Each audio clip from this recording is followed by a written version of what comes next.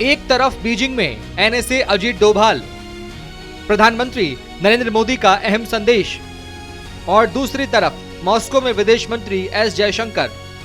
भारत के दो बड़े रणनीतिक चेहरे एक साथ दो अहम मोर्चों पर सक्रिय हैं।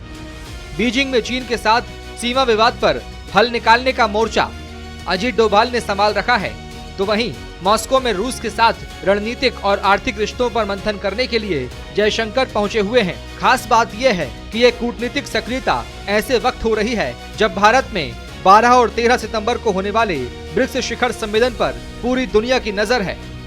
डोभाल की चीन से सीमा विवाद पर बातचीत और जयशंकर की रूस यात्रा और प्रधानमंत्री मोदी का वैश्विक कूटनीति पर फोकस भारत की बढ़ती रणनीतिक भूमिका की तस्वीर पेश कर रहा है। बीजिंग में भारत की तरफ से सीमा विवाद पर बड़ा कूटनीतिक दांव चला जा रहा है। राष्ट्रीय सुरक्षा सलाहकार अजीत डोभाल चीन पहुंच चुके हैं। आज अजीत डोभाल चीन के विदेश मंत्री और पोलित ब्यूरो सदस्य वांग यी के साथ सीमा मुद्दे पर बातचीत करेंगे। ये भारत चीन स्पेशल रिप्रेजेंटेटिव्स के बीच बातचीत का 25वां दौर है। डोभाल चीन के उपराष्ट्रपति हान झेंग से भी मुलाकात करेंगे। यानी एक तरफ सीमा पर तनाव कम करने की कोशिश, तो दूसरी तरफ भारत चीन संबंधों को व्यापक स्तर पर आगे बढ़ाने की कूटनीति। उधर रूस की राजधानी मॉस्को में भारत की कूटनीति का दूसरा मोर्चा संभाल रहे विदेश मंत्री एस जयशंकर ने रूस के राष्ट्रपति व्लादिमीर पुतिन से मुलाकात की और प्रधानमंत्री नरेंद्र मोदी का व्यक्तिगत संदेश भी उन्हें सौंपा। बैठक में दोनों देशों के आर्थिक और रणनीतिक रिश्तों पर विस्तार से चर्चा हुई।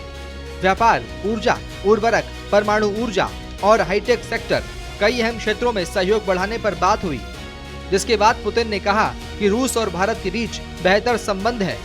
हम सभी क्षेत्रों में मिलकर काम करेंगे, जिसमें सरकारी संबंध और आर्थिक सहयोग शामिल रहेगा।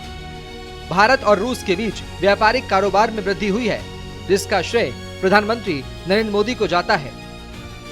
एक ही वक्त में बीजिंग और मॉस्को में भारत की सक्रिय कूटनीति, चीन के साथ सीमा विवाद पर बातचीत, रूस के साथ रणनीतिक साझेदारी और सामने ब्रिक्स का बड़ा मंच।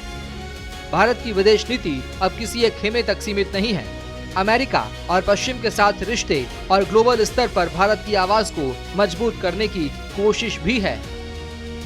Bureau report, Republic Bharat.